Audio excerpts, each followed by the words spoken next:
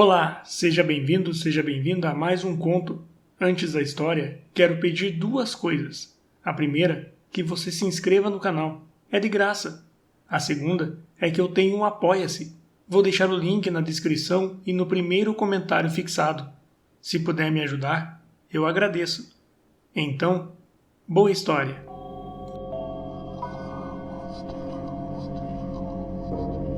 O Coração Delator, de Edgar Allan Poe. Verdade. Nervoso. Muito. Terrivelmente nervoso. Fui e sou. Mas por que dirá que sou louco? A doença apurou meus sentidos. Não os destruiu. Não os amorteceu. Acima de tudo, tornou aguda minha audição. Ouço qualquer coisa, no céu e na terra. Já ouvi muito no inferno. Como então posso estar louco? Escute, observe, como posso lhe contar minha história, de modo são, com muita calma. É impossível precisar quando a ideia surgiu em minha mente, mas, uma vez concebida, passou a assombrar-me dia e noite. Não havia motivo, não havia rancor. Eu amava o velho. Ele nunca me fizera mal, jamais me insultara. Eu não tinha interesse em seu dinheiro. Acho que foi o olho. Sim, foi isso. Um de seus olhos lembrava-o de um abutre, de um azul pálido, como se embaçado por um filtro. Sempre que aquele olhar pousava sobre mim, enregelava meu sangue.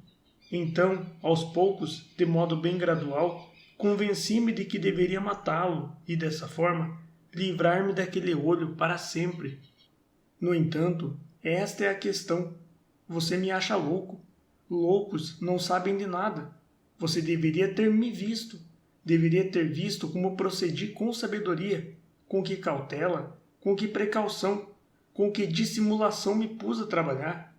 Jamais fui tão gentil com o velho quanto durante a semana que antecedeu o crime, e todas as madrugadas, por volta da meia-noite, destrancava a porta dele e a abria. Oh, tão gentilmente!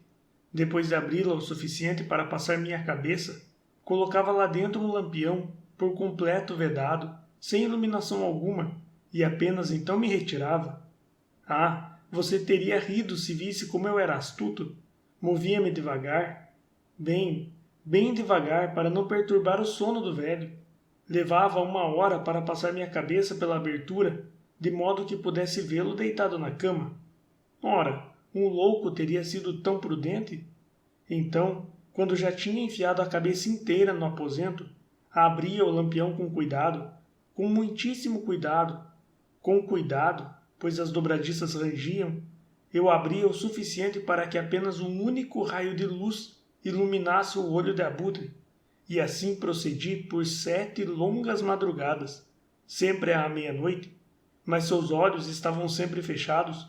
Era impossível executar minha tarefa, pois não era o velho que me incomodava, e sim o seu olho maligno. E a cada manhã, quando nascia o dia, eu adentrava confiante no quarto e conversava com ele sem reservas, chamando-o pelo nome em um tom carinhoso, perguntando como havia passado a noite. Assim como vê, ele teria de ser um velho deveras sagaz para desconfiar que todas as noites, à meia-noite, eu o vigiava em seu sono. Na 8ª noite, redobrei minha cautela ao abrir a porta. O ponteiro de minutos de um relógio movia-se mais depressa do que eu movia a mão. Nunca antes daquela noite eu sentira a dimensão de meus poderes, de minha sagacidade. Mal podia conter a sensação de triunfo, pensar que lá estava eu, abrindo a porta, milímetro por milímetro, sem que ele desconfiasse nem em seus sonhos de minhas ações e meus pensamentos. Tal constatação me fez deixar escapar um riso abafado. Talvez ele tenha escutado, pois mexeu-se de repente na cama, como se levasse um susto. Você pode pensar que recuei, mas não.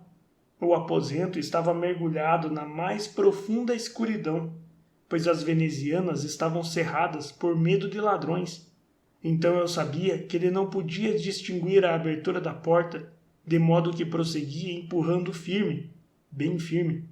Depois de colocar a cabeça para dentro, estava prestes a abrir o lampião, quando meu polegar deslizou no fecho de metal e o velho ergueu-se na cama gritando: Quem está aí?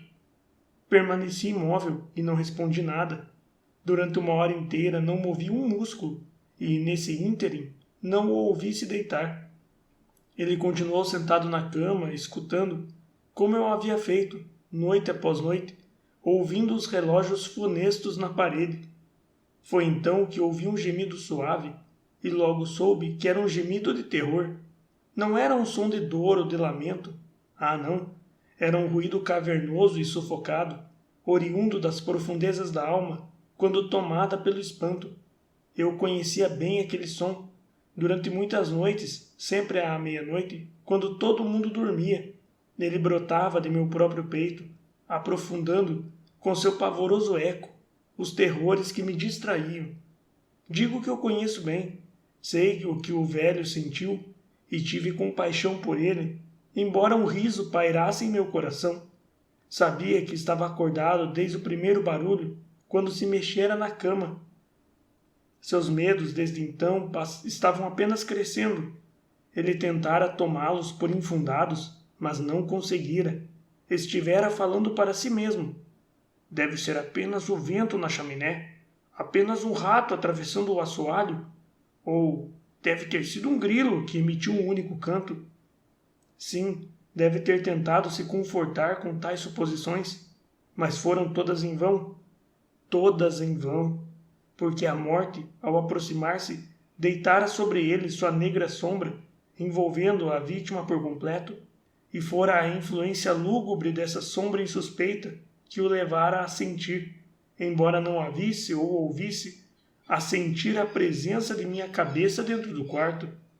Quando já havia esperado bastante tempo, com muita paciência, sem que tivesse escutado o velho se deitando, decidi deixar vazar uma nesga muito estreita de luz no lampião.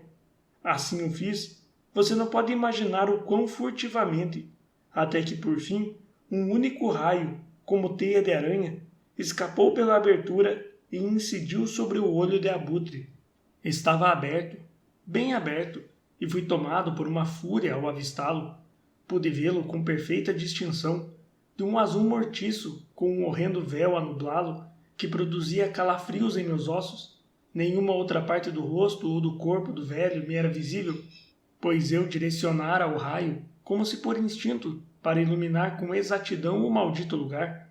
Já não lhe falei que o que você confunde com loucura é tão somente uma exacerbação dos sentidos?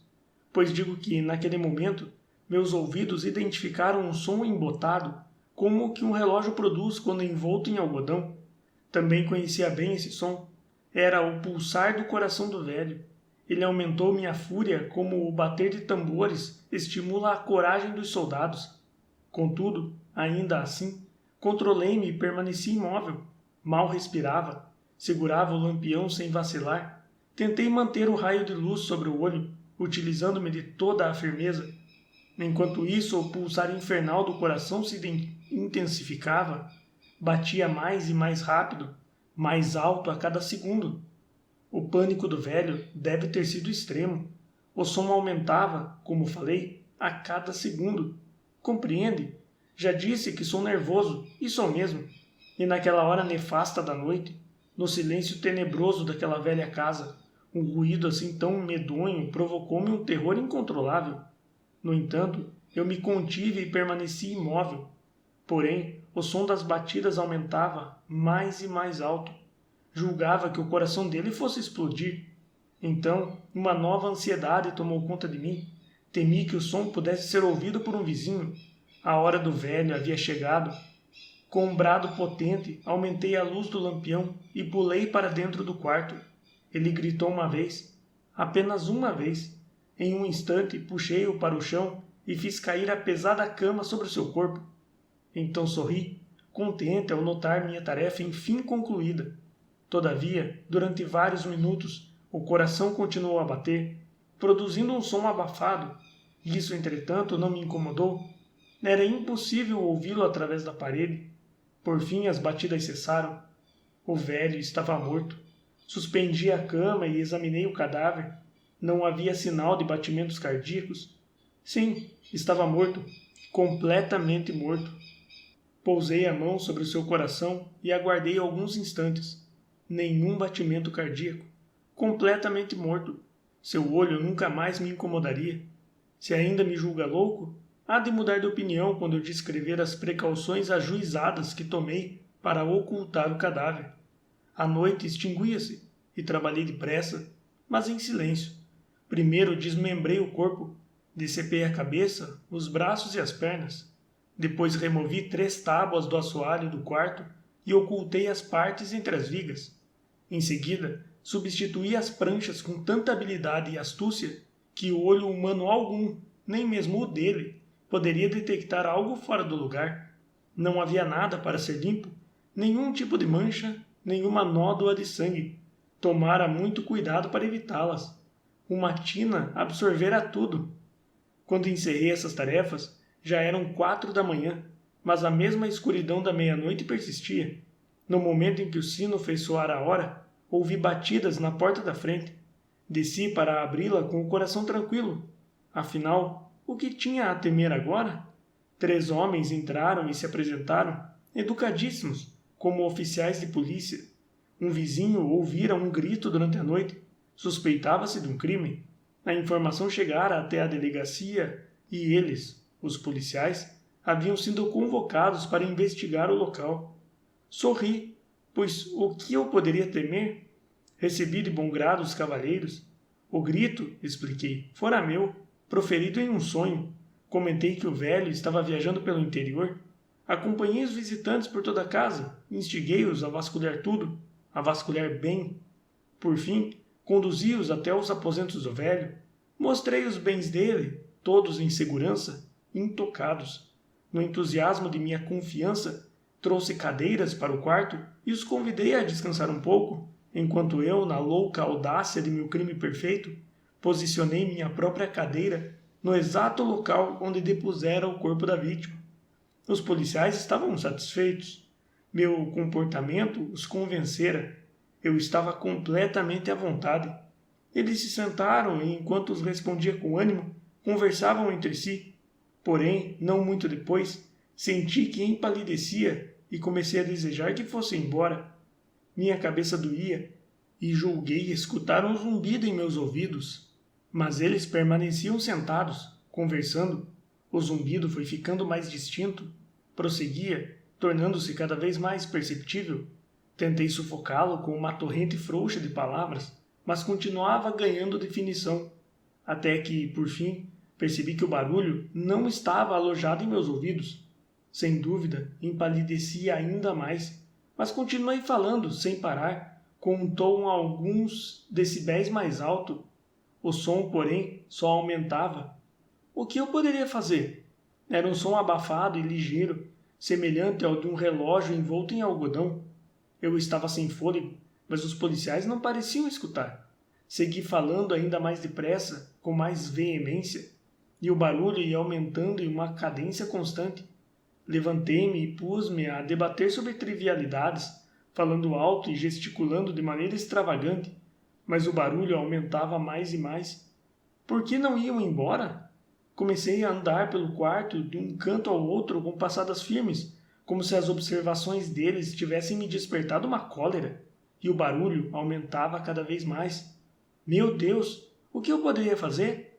Espumei, bradei, xinguei, girei a cadeira onde estava sentado e a arrastei pelo assoalho, mas o barulho predominava sobre os demais sons, subindo, sempre subindo, ficando mais e mais e mais alto.